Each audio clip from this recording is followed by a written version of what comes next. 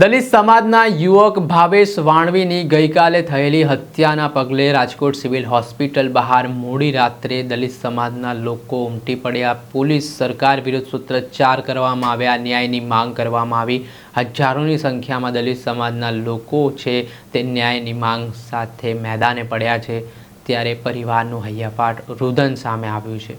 તો સમગ્ર મામલો છે, વિગતે વાત કરીએ। વૈષ્ણવજન તો તેને કહીએ જે પીડ પરાઈ જાનાને રે। નમસ્કાર દર્શક મિત્રો, નવજીવન ન્યૂઝમાં આપનું સ્વાગત છે। હું છું ફૈઝાન। રાજકોટમાં રૈયાધાર રોડ પર ગઈકાલે બપોરના સમયે કેટલાક અસામાજિક તત્વોએ જૂની અદાવતમાં ભાવેશ વાણવી નામના દલિત સમાજના યુવકને ગંભીર રીતે ઈજા પહોંચાડીને તેની જે હત્યા કરવામાં આવી છે, તેના કારણે દલિત સમાજમાં ઘેરા પ્રત્યાઘાત પડ્યા છે। આને લઈને દલિત સમાજના આગેવાનો મેદાને આવ્યા છે। રસ્તા પર ઉતરીને ચક્કાજામ કરવામાં આવ્યા હતા। ભારે વિરોધ નોંધવામાં આવ્યો હતો અને રાજકોટ સિવિલ હોસ્પિટલ ખાતે મોડી રાત સુધી મોટી સંખ્યામાં દલિત સમાજના લોકો ઉમટી પડ્યા હતા અને માંગ કરવામાં આવી છે કે જ્યાં સુધી આરોપીઓ નહીં પકડાય ત્યાં સુધી તેઓ મૃતદેહ છે તે નહીં સ્વીકારે। આને લઈને થોડાક સમય માટે માહોલ ગરમાયો હતો। ઘટનાને જોતા રાજકોટ પોલીસ દ્વારા પોલીસના ધાડે ધાડા હોસ્પિટલ બહાર ઉતારી દેવામાં આવ્યા હતા। દલિત સમાજનો વિરોધ પણ જોવા મળ્યો હતો અને ન્યાયની માંગ છે તે કરવામાં આવી રહી હતી।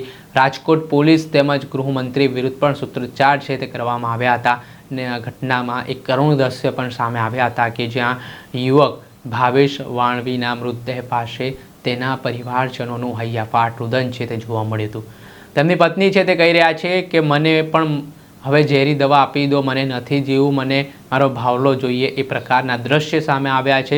હું મારી જાય, મને મારો ભાવલો આપો, મને મારું બાવ જોઈએ છે હો, મને મારો બાવ જોઈએ છે। મારે જ્યાં લઈ જાવ હોય ને હું લઈ જાય, મારે જ્યાં લેવા હોય ને કારણો બતાવો કે તમને અમે આપણી બોડીનો આપો, કારણો બતાવો।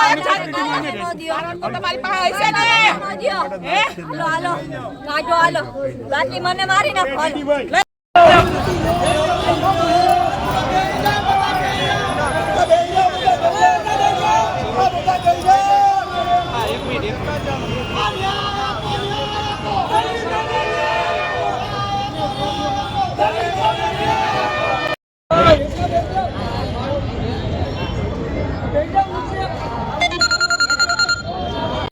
ને પરિવારજનોનો રડી રડીને હાલ બેહાલ થયો છે।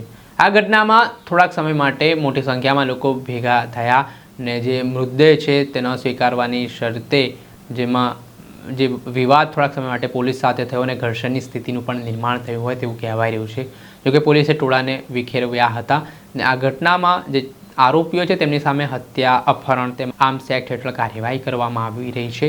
પરંતુ આરોપીઓને શોધખોળ માટેની અલગ અલગ રાજકોટ ટીમે પોલીસે બનાવી છે ને મુખ્યમંત્રી ભૂપેન્દ્ર પટેલ સુધી દલિત સમાજના આગેવાનોએ આવેદનપત્ર થકી રજૂઆત કરી છે। 4 મુખ્યત્વે માંગ કરવામાં આવી છે। આ માંગમાં આરોપીઓને જલ્દીમાં જલ્દી પકડવામાં આવે, મૃતક પરિવારને ન્યાય માટે અને તેમને ભરણ પોષણ માટે ભથ્થું આપવામાં આવે તેવી જુદી જુદી માંગ છે તે સમાજના આગેવાનો દ્વારા કરી રહ્યા છે ને ન્યાય નહીં મળે તો ઉગ્ર આંદોલનની ચીમકી છે તે રાજકોટ અને જૂનાગઢના દલિત સમાજના લોકો ઉચ્ચારી રહ્યા છે। આ ઘટનામાં એવું પણ કહેવાય રહ્યું છે કે જે મૃતક છે ભાવેશ વાણવી તેમની સામે પણ ગંભીર ગુનાઓ નોંધાયેલા છે ને 10 જેટલા ગુનાઓ તેમની સામે નોંધાયા હોવાની વિગત સામે આવી રહી છે ને અગાઉ પણ તેમની જૂની અદાવતને લઈને વિવાદ છે તે આરોપીઓ સાથે થયો હતો ને આમાં કંઈક શેરડીનો ચીચોડો છે તેની જગ્યા મૂકવા જેવી બાબતે અરજી કરવામાં આવી હતી ને તેને લઈને આ વિવાદ થયો હોય તેવી માહિતી પોલીસ દ્વારા મળી રહી છે। પરંતુ હાલ આરોપીઓ જ્યારે પકડાશે ત્યારે વધુ ચોંકાવનારા અને મોટા ઘટસ્ફોટો થઈ શકે છે। દર્શક મિત્રો, આવા જ નવા વિડીયો સાથે આપને માહિતગાર કરતા રહીશું, એટલે નવજીવન ન્યૂઝ જોતા રહો।